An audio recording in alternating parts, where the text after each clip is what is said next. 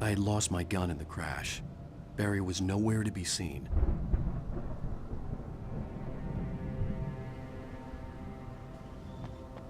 Barry! Barry! Oh, man, you're okay! Jeez, it's good to hear your voice! I was trying to get out of the car, but the ground gave way! Man, what a drop! And don't worry, your cutout is fine. Forget that! Are you okay? I hit some bushes, didn't get a scratch. There's no way you can climb down, though. It's like a sheer wall.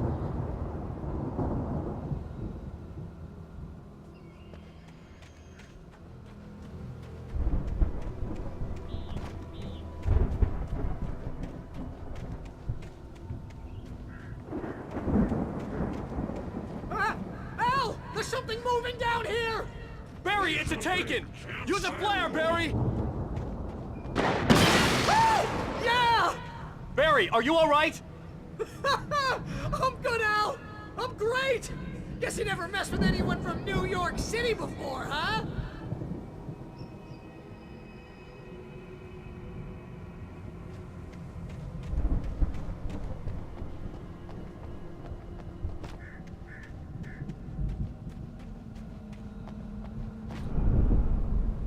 You're gonna have to find your way around to the farm, Al! I'll be waiting! Barry, just wait for me, okay? Al! I'm not staying here! It's suicide! I'm going to the farm! I'm gonna go ahead and secure the area! You can catch up! Don't worry about it! I'm on the case! Now he's Rambo. This would turn into a disaster if I didn't catch up with Barry.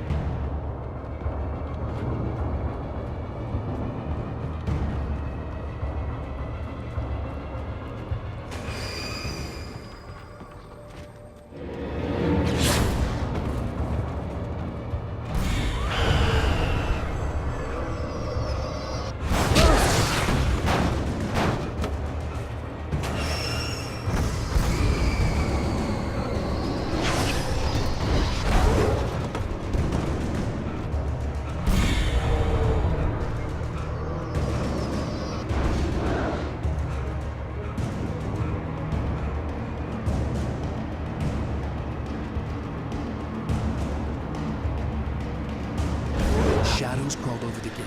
I needed a light to destroy them to get through.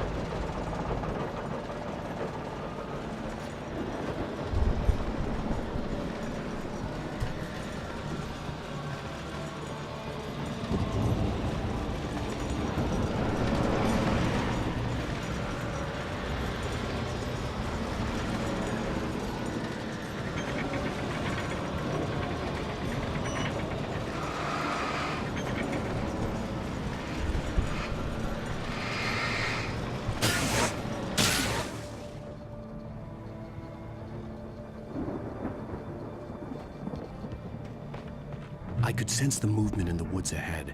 Facing the enemy without a weapon was dangerous, but I had no choice.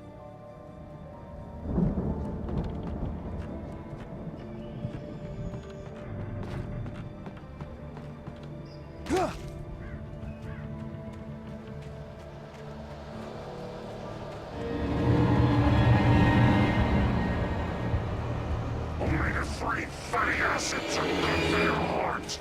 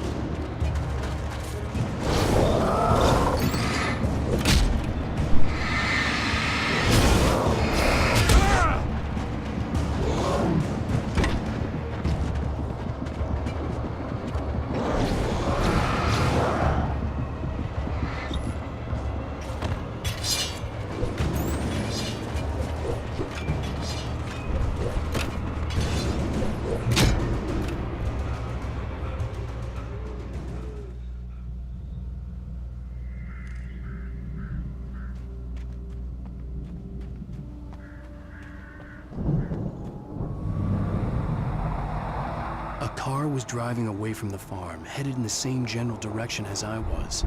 For all I knew, it was Barry, caught in the consequences of leaping before looking.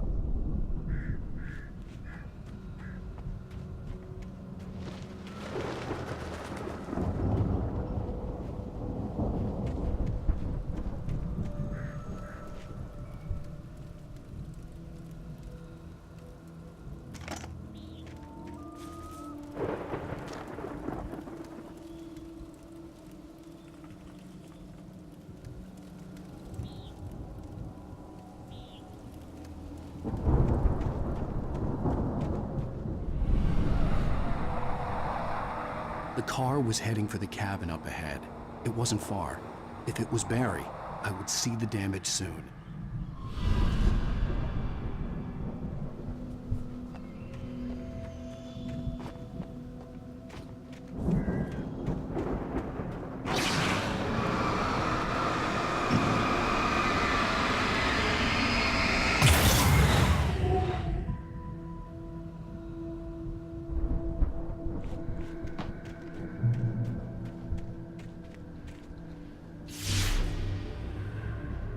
I'm trying to deliver each page to the right time and place.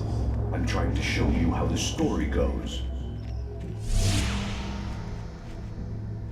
I had seen glimpses of the light before. I had seen it in my dream. It was a strange spaceman or a diver in a bulky suit. He was the one who'd been placing the pages on my path.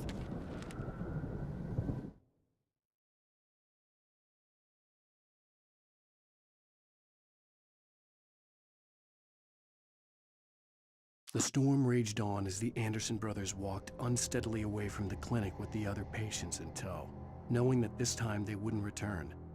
The darkness around them seethed with horrors, but Tor and Odin were unafraid. Their eyes glinted with guile. They knew every secret path, and there was blood on their hands. They had fought these shades before.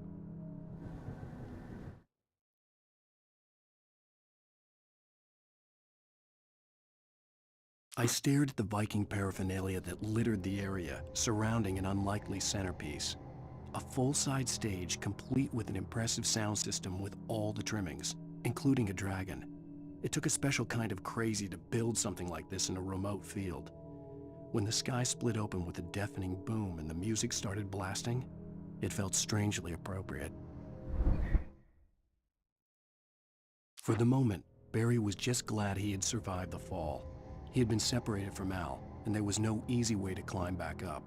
He told himself he'd be okay in the gloomy forest at night. He would just have to wait for a while for Al to find his way down. Barry turned when he heard the heavy footsteps and saw the movement.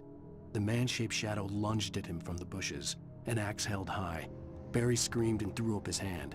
The world exploded. Hartman knew he was no creator. He had no ambitions on that front, and he certainly didn't want to end up like every artist he had worked with here. damaged in ways that were hard to describe, or worse. It was enough for Hartman to maintain creative control and provide direction, to be a producer. That was what most of these people were in need of anyway.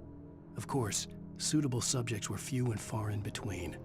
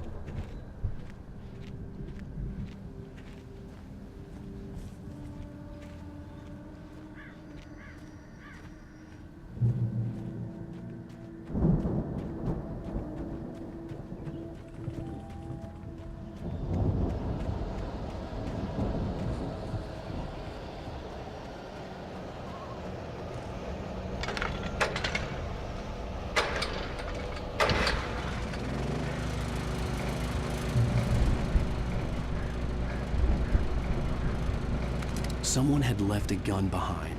Now I had a fighting chance of reaching the farm.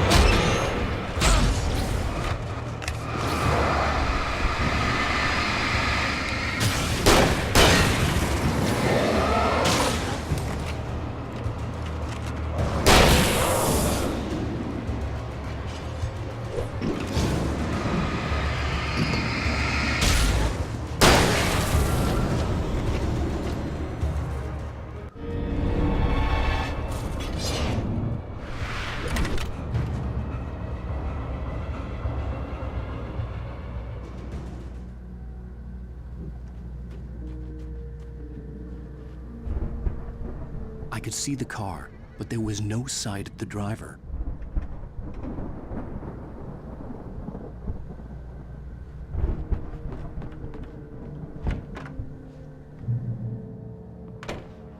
Hello? Anybody here? Barry! No! Danny, you're not! Please!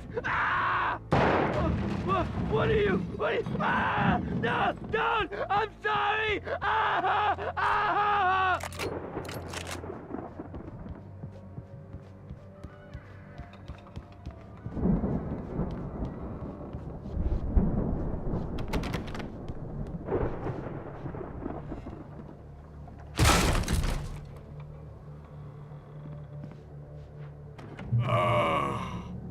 I know you. You were in jail the other day. I went to the farm again for the moonshine, you know? It makes you see. They're not gonna miss it. They're in the loony bin. But my buddy, Danny, I lost him. Something's gone wrong with him. It's not him. Like a real bad follow-up to a real good movie where the best friend's suddenly the bad guy who wrote this crap anyway.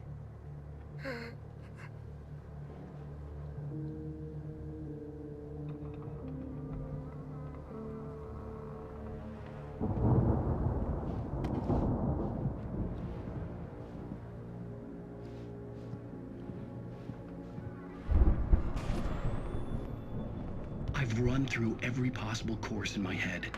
If I continue like the Dark Presence wants me to, the story I'm writing won't save Alice. It's a horror story, and it's going to kill her, and me, and everybody in this town. No one will survive. Darkness will consume everything. This is what it's wanted all along. It will be free, unstoppable. It used Alice to get to me, dangled her in front of me to keep me going. It was never going to release her. I'm going to change this. I'll escape. I've written myself into the story. I'm now the protagonist. This feels like a terrible risk, but it's the only way to save Alice. I'll be bound by the events of the story just as much as anyone else who's been woven into it. The story must stay true for this to work. There have to be victims along the way, near escapes, cliffhangers. In a horror story, it can't be certain that the hero will succeed or even survive. He almost has to die. I'll write my own escape into the story next. I need help. Zane's going to be the one who will help me. I'll make it happen.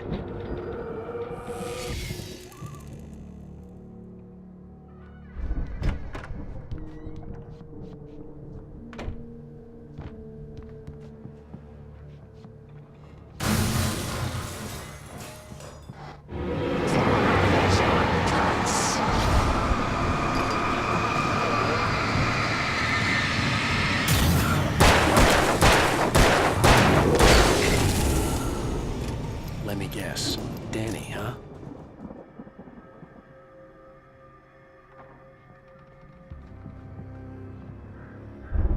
The front door was locked.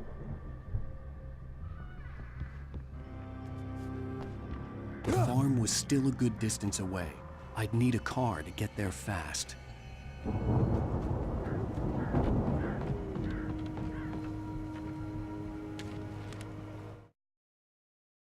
For a moment, Hartman considered strangling the idiot. Mott was mean-spirited, but easily manipulated, an emotional infant who lived for his approval. Wake, by contrast, was a far more difficult subject. Mott had given him too much leash. In 2 days, who knew what could happen? Hartman would have to find a way to rein him in, and quickly.